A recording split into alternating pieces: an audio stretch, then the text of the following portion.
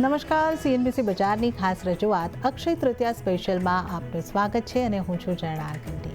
તો અક્ષય તૃતીયા એટલે અખાત ત્રીજનો દિવસ અને કોઈ પણ નવી શરૂઆત કરવા માટેનો શુભ દિવસ ગણવામાં આવે છે અને આજના દિવસે સોનાની ખરીદીનો લાભ તો અલગ જ હોય છે.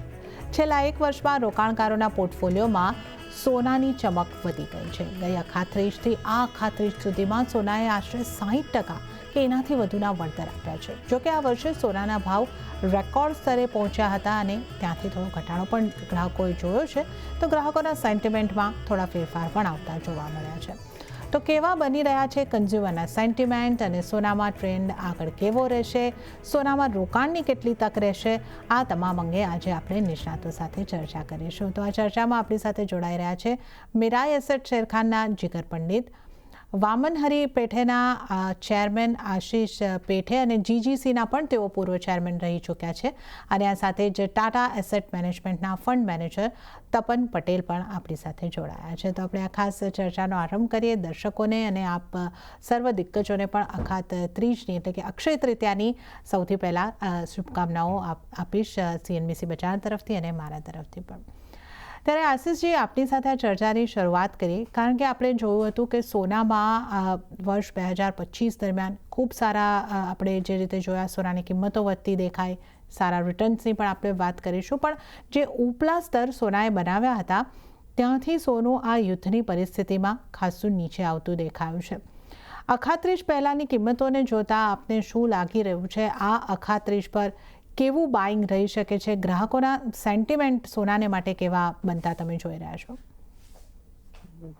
ગુડ ઇવનિંગ જર્નાજી એન્ડ બધા પેનલિસ્ટને.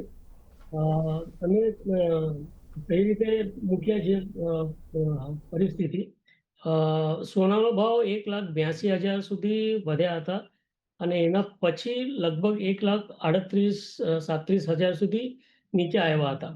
તો એક કસ્ટમર જ્યારે પણ બહુ વધારે ફ્લક્ચ્યુએશન આવે તો એ સાઇડ લાઇન ઉપર બેસી રહે અને વેટ કરે છે કે હજી ભાવ નીચે જશે તો આપણે વેટ કરશું. અને જ્યારે પણ નીચે બોટમ પછી ઉપર આવે ત્યારે લોકો રશિંગ કરે છે કે ચલો હવે ફોમોના હિસાબે કે હજી વધે એના પહેલાં હું ખરીદી કરું. તો ગુડી પાડવા પછી જે વોરના હિસાબે પ્રાઇસીસ નીચે આવી ગયા હતા અને હવે ફરી પાછા વધીને 1,50,000 1,52 સુધી આવી ગયા છે. તો લોકોને હવે સમજણ પડી ગઈ છે કે હવે વધારે નીચે ભાવ નહીં જ આવે, એટલે ધીરે ધીરે customers have started to come to the stores અને પ્રી બુકિંગ પણ ધીરે ધીરે જોઈ રહ્યા છે અમે. પણ દર વર્ષે કરતાં આ વર્ષે પ્રી બુકિંગ થોડી ઓછી છે. મને લાગે છે અક્ષય તૃતીયા વીકેન્ડ ઉપર આવી છે એટલે સેટરડે સન્ડે છે એટલે વધારે પડતી બાઇંગ મારા હિસાબે 18 ને 19 તારીખમાં થશે. એ હિસાબે પ્રી બુકિંગ ઓછી થઈ છે એવું મને લાગે છે. પ્રી બુકિંગ થોડું ઓછું છે, પણ એનું એક રીઝન એ હોઈ શકે છે કે આ અક્ષય તૃતીયા વીકેન્ડમાં છે તો એ જ દિવસે લોકો શોરૂમની વિઝિટ કરીને સોનાને લેવાનું પસંદ કરશે. પણ આપણી ભારતીયોની પરંપરા રહી છે કે આપણે અક્ષય તૃતીયા હોય, ધનતેરસના દિવસ હોય, આ જે બધા દિવસો હોય છે આ પરંપરાગત રીતે સોનાની ખરીદી અહીંયા આગળથી કરતા જ હોઈએ છીએ.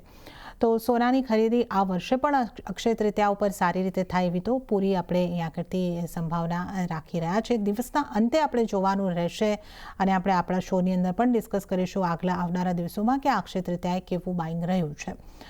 ત્યારે જ આપણી સાથે તપન પટેલ પણ જોડાયેલા છે.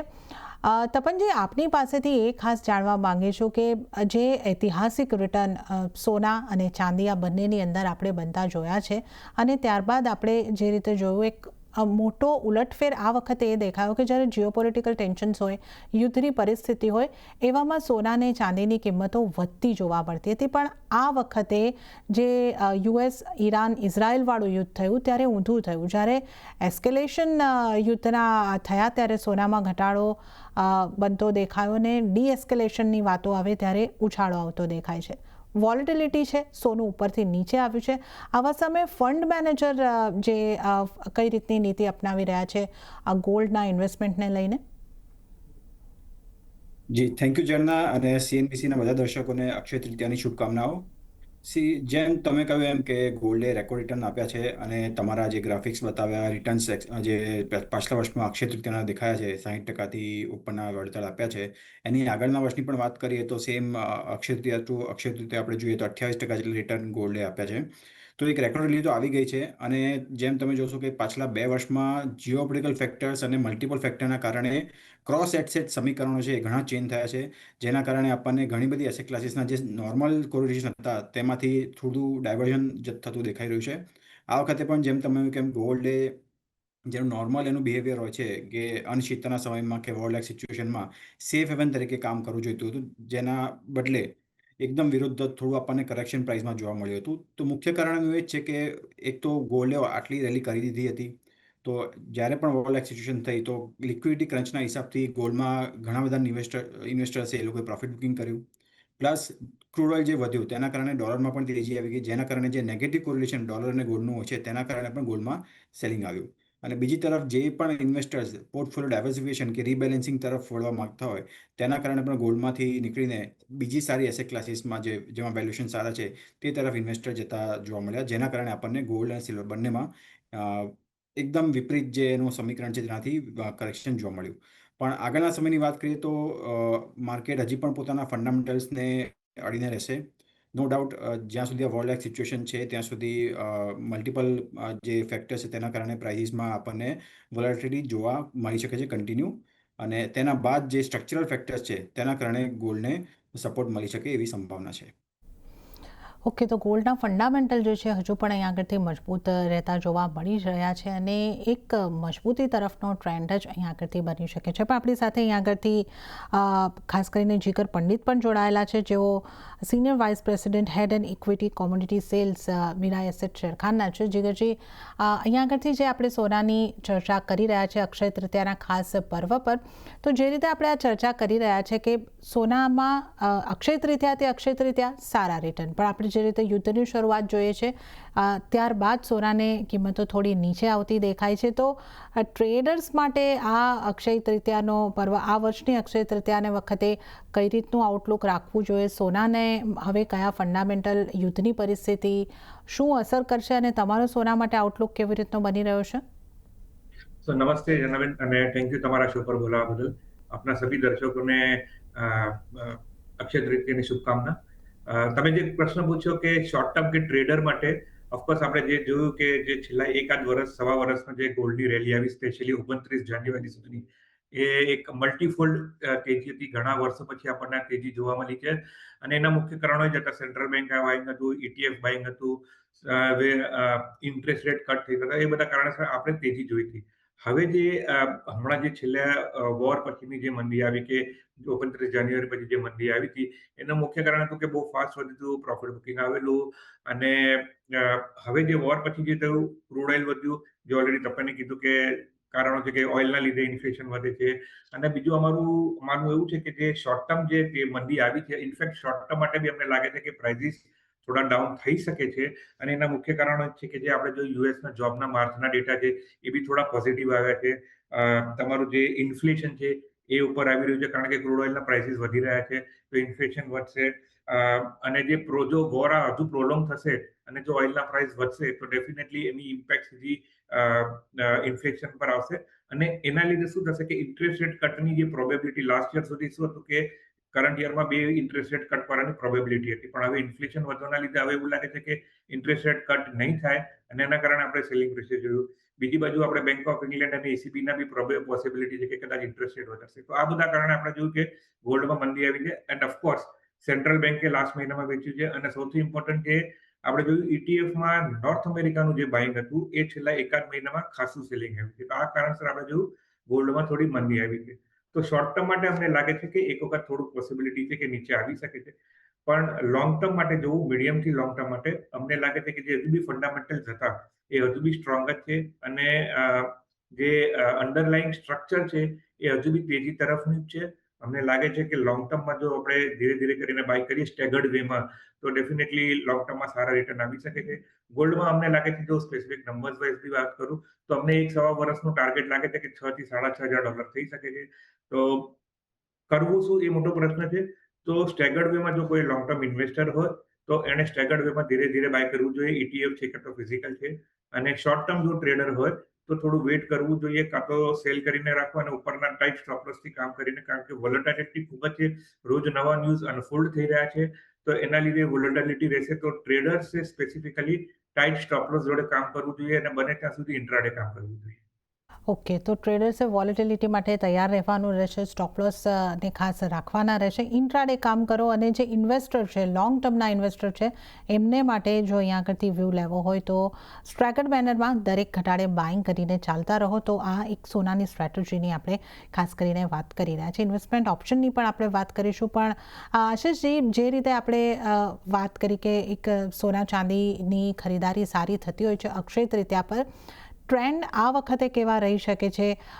સોનાની કિંમતો ઉપર જઈને થોડી નીચે આવી છે, તો બાઇંગ થોડું આ ઓપોર્ચ્યુનિટીનો લોકો લાભ લેશે, કેવા ઘરેણાની ખરીદી કરી શકે છે? અને સાથે જ આપની પાસેથી હું એ પણ જાણવા માંગીશ કે ઓફર્સ વગેરે આ વર્ષે અક્ષય તૃતીયા પર કેવી હશે? દર વર્ષે અક્ષય તૃતીયા પછી રેગ્યુલર જે વેડિંગ સિઝન કહેવાય એ લગભગ 1 થી 1.5 મહિના વેડિંગ સિઝન આવે છે.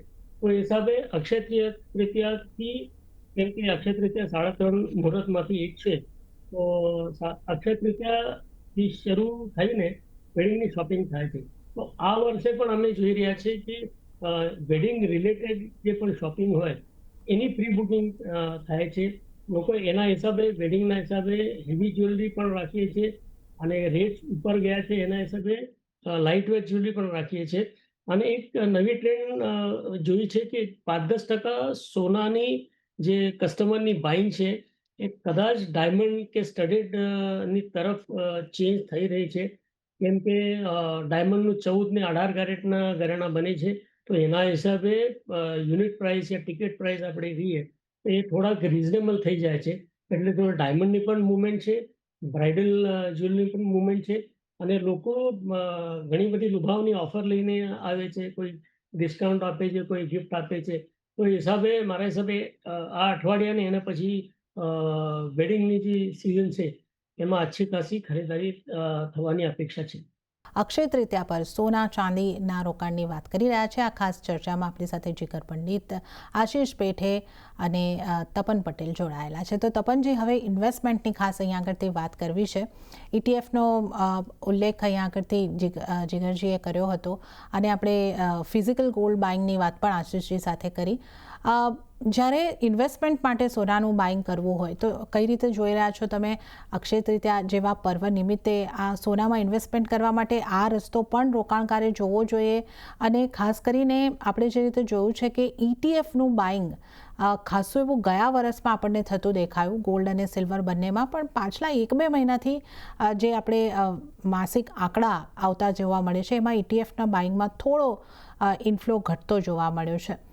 તો ETF બાઇંગને કઈ રીતે જોવું જોઈએ? અને સાથે સાથે ઇન્વેસ્ટમેન્ટની વાત કરી રહ્યા છે તો હું અહીંયા આગળથી મલ્ટીકેપ ફંડને પણ જોવા માંગીશ કે ઇન્વેસ્ટમેન્ટમાં આ ફંડ તરફ પણ જોવું જોઈએ જ્યારે આપણે ગોલ્ડ સિલ્વરના એલોકેશનની વાત કરીએ, તો કઈ રીતે આપની સલાહ બનશે? જી બિલકુલ. તો ગોલ્ડની જ્યારે આપણે વાત કરતા હોય છે એઝ એ ઇન્વેસ્ટમેન્ટ, ત્યારે ખાસ કરીને ઇન્ડિયાના રોકાણકારો માટે એણે પોતાનું પ્રમાણ સાબિત કર્યું છે કે ગોલ્ડ પોતાની વેલ્યુ જે પ્રોટેક્ટ રાખે છે. તો જેનો પણ ઇન્વેસ્ટમેન્ટ ગોલ્ડમાં છે એમનું જે પોર્ટફોલિયો પ્રોટેક્શન છે એ બની રહ્યું છે. તમે જોશો કે પાછળના ઘણા વર્ષોમાં ગ્લોબલ ઇમ્બેલેન્સ વધી રહ્યા છે, તો તેના કારણે અનિશ્ચિતતાના કારણે ઇન્ડિયન ઇન્વેસ્ટર્સને ગોલ્ડમાં જો નિવેશ કરેલું હોય એ લોકોને એમનો ફાયદો મળેલો છે. બીજી વસ્તુ, ગોલ્ડને હંમેશા ડબલ બેનિફિટ મળ્યો છે કે જ્યારે રૂપી ડેપ્રિસિએશન થાય, મતલબ રૂપિયો ખરાબ થતો છે ડોલરની સામે, તો ઇન્ડિયામાં રૂપી ટર્મમાં જે ગોલ્ડનો ભાવ કમ્પેર ટુ ગ્લોબલ લેવલ એટલો ઘટતો નથી. અને જ્યારે ગ્લોબલ લેવલમાં ભાવ વધતા હોય છે ત્યારે પણ ઇન્ડિયામાં ભાવ વધતા હોય છે. તો આ ડબલ એડવાન્ટેજ ઇન્ડિયન ઇન્વેસ્ટર્સને ગોલ્ડમાં મળી રહ્યો હોય છે. તો gold as a proven investment અત્યારે સાબિત થઈ રહ્યું છે. પાછળના 5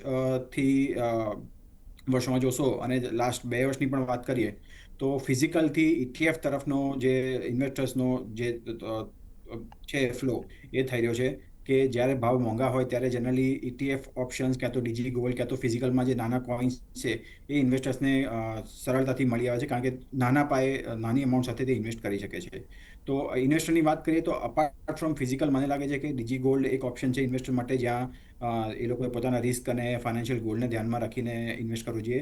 જ્યારે સેબી રેગ્યુલેટેડ એન્વાયરમેન્ટની વાત કરીએ તો ત્યાં ગોલ્ડ અને સિલ્વર ETF એક સારું ઓપ્શન છે કે જ્યાં નાનામાં નાની અમાઉન્ટથી પણ ઇન્વેસ્ટર છે પોતાનું ઇન્વેસ્ટમેન્ટ કરી શકે છે અને ડિમેટ ફોર્મમાં રહી શકે છે. તો સ્ટોરેજ અને બાકી જે ઓપરેશનલ ચેલેન્જીસ હોય છે તેમાં રહેતી નથી. તો એક સારું પ્રમાણ છેલ્લા 2 વર્ષમાં ગોલ્ડ ETF અને સિલ્વર ETF સાબિત થયું છે. મલ્ટી એસેટ પોર્ટફોલિયોની વાત કરીએ કે જે ઘણી મ્યુચ્યુઅલ ફંડ સ્કીમ્સ હવે multi asset allocation fund launch કર્યું છે, તેમાં ગોલ્ડ અને સિલ્વર અને બાકી કોમોડિટીઝ પણ એઝ એ ઇન્વેસ્ટમેન્ટ લે છે.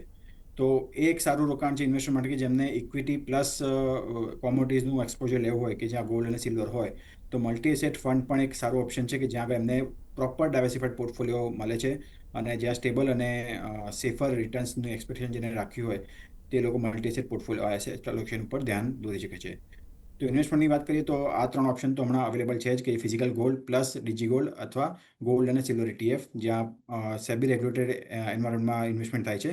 અને બીજી વસ્તુ છે કે જે એક્ટિવ ફંડ સ્પેસમાં જો જવું હોય તો મલ્ટી એસેટ એલોકેશન ફંડ છે એ તમને સ્ટેબલ અને સેફર રિટર્ન્સ પ્રોવાઈડ કરી શકે છે. ઓકે, તો સોના ચાંદીમાં રોકાણ કરવું હોય તો એના તમામ જે વિકલ્પો છે એને પણ આપણે અહીંયા આગળથી ડિસ્કસ કર્યા છે અને એક એલોકેશન તો ચોક્કસથી તમારે અહીંયા આગળથી રાખવું જોઈએ. જીગરજી, હવે આપની પાસેથી એક ચાંદીનો આઉટલુક પણ સમજવો હતો અને આપણે પણ ETFની વાત કરી હતી. તો આ ગોલ્ડ અને સિલ્વર બંનેના ETFના રોકાણ આવનારા વર્ષ સુધીમાં કઈ રીતે રહી શકે છે અને તો સિલ્વર અને ETFને લઈને આપનો વ્યૂ કઈ રીતનો બની રહ્યો છે? સિલ્વરમાં બી અમારો વ્યૂ ગોલ્ડની જેમ જ છે. શોર્ટ ટર્મ માટે એક વખત કદાચ નીચે આવી શકે છે, બટ લોંગ ટર્મ માટે અમને એમાં બી લાગે છે કે અંડરલાઇન કરંટ હજુ બી સ્ટ્રોંગ છે અને એમાં બી બુલિશ વ્યૂ છે. તો અમારું લોંગ ટર્મ બી સવા વર્ષનું આપણે જો ટાર્ગેટ રાખીએ તો $100 પ્લસનો અમારું ટાર્ગેટ છે.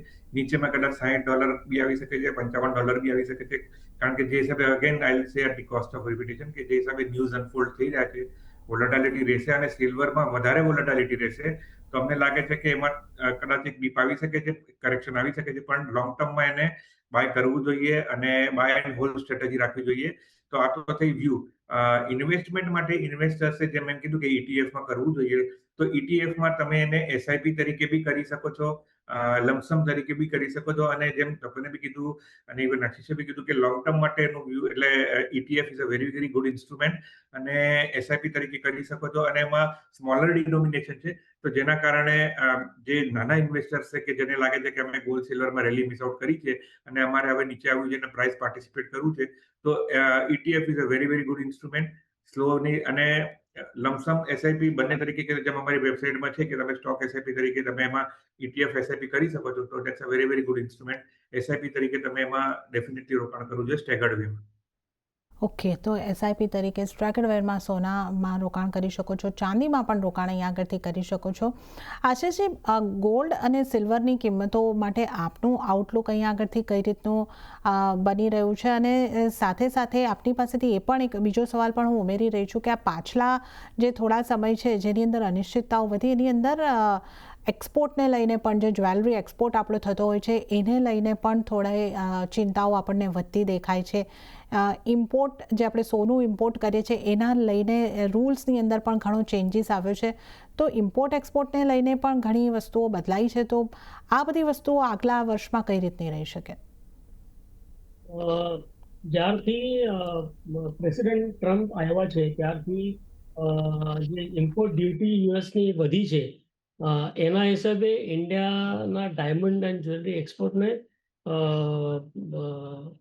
એટલે ફટકો પડ્યો છે અને ટોટલ જે ઇન્ડિયાના એક્સપોર્ટ થાય છે ડાયમંડના, એમાંથી લગભગ 55 થી 60% એક્સપોર્ટ યુએસમાં થાય છે અને બીજામાંથી ચાઇના એક મોટો ભાગ છે.